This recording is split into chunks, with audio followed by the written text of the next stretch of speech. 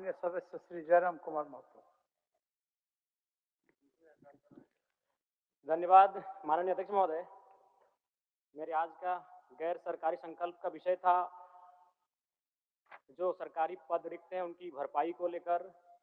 जो परीक्षाएं आयोजित होती हैं वो कदाचार मुक्त हों, एक निश्चित कैलेंडर के आधार पर परीक्षाएं हों और साथ ही साथ जो 75% निजी कंपनियों में आरक्षण का प्रावधान है जो लंबित है उस पर विशेष निगरानी समिति गठन करते हुए उसमें हमारी जीत कैसे हो। लेकिन जो उत्तर आया है अध्यक्ष महोदय बिल्कुल गोल गोल घुमा हुआ उत्तर है। शायद अगर आप भी पढ़ेंगे तो इस उत्तर को समझ नहीं पाएंगे। महोदय लगभग 3 लाख सरकारी पद रिक्त हैं और विगत 6 वर्षों में 20 से 30 हजार के करीब नियुक्ति हुई है, मतलब 8 से 10%। अगर इस गति से नियुक्ति हुई तो इन पदों को भरने में लगभग 15 से 17 वर्ष लगेंगे। इसलिए सरकार एक विशेष अभियान चलाकर इन पदों की नियुक्ति अविलंब करे। मैंने अपने पहले बजट सत्र में 10 तारीख तीसरा महीना 2025 को एक प्रश्न किया था जिसमें मुझे जवाब मिला था कि पुलिस कर्मी के 23,645 पद रिक्त हैं। अध्यक्ष महोदय आज भी वह मामला प्रक्रियाधीन है। मैंने वह सवाल पुनः मानसून सत्र में भी पूछा 4 तारीख 8वां महीना 2025 को, उस समय भी उत्तर आया प्रक्रियाधीन है। तो अध्यक्ष महोदय मैं ये जानना चाहता हूं कि आखिर ये प्रक्रियाधीन क्या है, ये विचाराधीन क्या है। जब भी कोई गंभीर सवाल हो, जब भी कोई गंभीर सवाल हम लोग लाने का प्रयास करते हैं विभाग का उत्तर होता है प्रक्रियाधीन है। आज तक अगर झारखंड के इतिहास की बात करें अध्यक्ष महोदय तो एक भी एग्जाम कैलेंडर का अनुपालन नहीं हुआ है। अगर जेपीएससी की बात करें तो हम इन 25 सालों में बड़ी मुश्किल से 12-13 तक आ पाए और हमारा पड़ोसी राज्य बिहार 25 सालों में 25 बीपीएससी कर चुका है। राज्य की 11 नियुक्तियां सीबीआई जांच चल रही, उसमें भी हमें उत्तर मिला जिसमें इन्होंने 9 लिखा है, जबकि अखबारों की माने तो 11 नियुक्तियां हैं जिनमें सीबीआई की जांच चल रही है। वहां भी जवाब जो आ रहा है अध्यक्ष महोदय वो गोल मटोल आ रहा है, जवाब कुछ और है और अखबारों के माध्यम से या फिर जानकारी जो आती है उसके माध्यम से कुछ और है। अध्यक्ष महोदय यहाँ तक कि अध्यक्ष महोदय वर्ष 2006 में अखबार की सुर्खियों में एक टैगलाइन था, एक शीर्षक था कि जेपीएससी घोटाले के अभियुक्त आज कोर्ट में होंगे उपस्थित। इनमें जो नाम थे वो एसपी, डीएसपी, एडीएम और टीओ जैसे अधिकारी थे। यहीं तक एक छात्र ने यहाँ तक कहा था इन व्यवस्थाओं से दुखी होकर क्यों ना मैं नक्सली बन जाऊं। इसलिए आज मैं स्पष्ट उत्तर चाहता हूं और चूंकि माननीय वित्त मंत्री उनका एक बयान भी था कि हम लोग 4 वर्षों में जो भी लंबित हैं, जो भी पद रिक्त हैं उनकी भरपाई कर लेंगे और बिल्कुल मैं उनका उस आश्वासन का भी आदर करता हूं। लेकिन आज मैं आज स्पष्ट उत्तर चाहता हूं मंत्री महोदय जो भी मेरा उत्तर देंगे कि जो पद रिक्त है लगभग 2,87,000 हैं, उनकी भरपाई कब तक हो जाएगी। माननीय मंत्री जी। अध्यक्ष महोदय हम लोग ने बड़ी स्पष्ट जवाब दिया है माननीय सदस्य का विस्तार के संदर्भ 24/12/2021 को झारखंड के निजी क्षेत्र में स्थानीय उम्मीदवारों को नियोजन अधिनियम 2021 प्रचारित किया गया है, जिसके माध्यम से झारखंड राज्य में नियोक्ता द्वारा निजी क्षेत्र में स्थानीय उम्मीदवारों को 50% आरक्षण देने का मामला। लेकिन WP 56/88/2024 के मामले में माननीय उच्च न्यायालय रांची द्वारा दिनांक 11/12/24 को पारित न्यायालय की खंडिका 6 द्वारा तत्काल रोक लगा दिया, जो अभिभावक के माध्यम से उन्होंने पूछा है सरकार और वित्त विभाग के पत्रांक के द्वारा 4/12/25 द्वारा वित्त विभाग के COBT पोर्टल के उपलब्ध ये फाइनेंशियल 25-26 के अनुसार वर्तमान राज्य में अधिकारी कर्मचारियों का नामांकित कुल संख्या 3,49,406 तथा उसके विरुद्ध कार्यरत वर्ग कुल 188,520 संसूचित है। जितना वो आंकड़ा बता रहे हैं माननीय अध्यक्ष महोदय उससे कम हाँ व्यक्तियां हैं, इस बात को हम लोग स्वीकार करते हैं। राज्य में सरकारी नियुक्तियों के विरुद्ध 9 नियुक्तियों में सीबीआई जांच चल रही है, जैसे इन्होंने लगाया कि 11 नियुक्तियों में।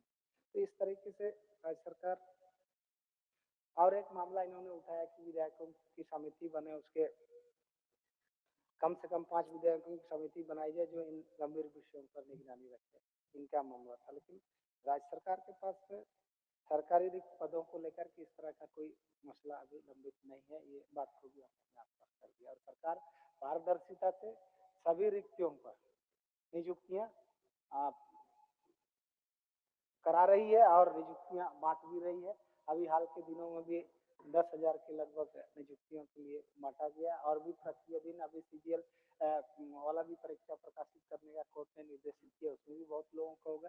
इस तरीके से अन्य रिक्तियों को भरने के लिए सरकार प्रयासरत है और हम लोग चाहते हैं कि 1 साल के अंदर में 26,000 से अधिक नियुक्तियां सरकार ने की है, आने वाला दिन में करेगी। हम विश्वास दिलाते हैं माननीय सदस्य को कि पारदर्शिता से सरकार काम करेगी और उन मसलों को सरकार गंभीरता से लेगी। माननीय सदस्य इस चीजों को काम कर रहे हैं। माननीय सदस्य से मेरा आग्रह होगा कि अपनी अविश्वास को वापस। अध्यक्ष महोदय, मंत्री महोदय ने भी केवल जो विभाग से उनको उत्तर मिला उसे पढ़ के सुना दिया। अगर आप कहें तो हम भी पढ़ के सुना सकते हैं कि 11 कौन सी नियुक्तियां हैं जिनमें जांच हो रही है, जांच एजेंसियों की निगरानी में है। वो उत्तर उनको लिख के दिया गया है 9, वो भी बोल रहे हैं 9। और ठीक है, उन्होंने कहा कि 1 वर्षों में जो 25 से 30,000 की नियुक्तियां का जो मामला है वो आश्वासन दें कि उनकी भरपाई 1 वर्षों में हो जाएगी। वो कहें कि वो आश्वासन दे रहे हैं कि 1 वर्ष में, यानी आज की तारीख से ठीक आज की तारीख तक 25 से 30,000 पदों की भरपाई होगी। मंत्री महोदय आश्वासन दें। माननीय मंत्री जी। हमने कहा कि विगत से अभी तक 1 साल के अंदर में 26,000 के लगभग नियुक्ति हुई है, चाहे सरकारी या गैर सरकारी क्षेत्रों में। मैंने ये कहा है और अन्य रिक्तियों पर भी गंभीरता से सरकार नियुक्तियां करेगी, हर प्रक्रिया इसको पारदर्शिता से करेगी। यही मैं अध्यक्ष महोदय, नहीं, सवाल अभी खत्म नहीं हुआ अध्यक्ष महोदय। मेरा इसमें और एक था कि राज्य सरकार ने 2022 में एक जो नियम निर्धारण किया था कि निजी क्षेत्रों में भी 75% आरक्षण की व्यवस्था की जाएगी, और लगभग 2 सालों तक वो व्यवस्था रही। फिर 2024 में दिसंबर के महीने में हाईकोर्ट का एक सुनवाई होती है हाईकोर्ट के माध्यम से, और उस नियम पर रोक लगा दिया जाता है। तो मेरा कहना यह है कि आज लगभग साल भर बीत जाएंगे, दिसंबर का महीना है, हम लोग दिसंबर के महीने में फिर आ चुके हैं, 1 साल होने को है। तो सरकार कितनी गंभीर है? बार बार तो कह रहे हैं मंत्री महोदय की सरकार गंभीर है, सरकार गंभीर है। तो सरकार कितनी गंभीर है कि 1 वर्ष होने के बाद भी उस पर हमारी कोई पहल नहीं? अध्यक्ष महोदय, आप भी जानते हैं कि इस राज्य की परिस्थिति क्या है। 2002 में हमारे साथ क्या हुआ, स्थानीय नीति की बात को लेकर मामला हाईकोर्ट में गया। हमारी राज्य की सरकार, हमारी विधायिका गंभीर नहीं होने के कारण आज उसकी दुर्दशा आज भी राज्य के युवा भुगत रहे हैं, आज भी राज्य के निवासी भुगत रहे हैं। तो हम चाहते हैं कि अधिकारियों के भरोसे मंत्रीगण ना बैठे, अधिकारियों के भरोसे सरकार ना बैठे, विधायिका की जवाबदेही हो, विधायिका की जिम्मेवारी हो। और ये चूंकि 1 वर्ष बीत चुका है कि भाई मामला कोर्ट में लंबित है, तो उसके लिए सरकार क्या कर रही है, मैं माननीय मंत्री महोदय से जानना चाहता हूँ।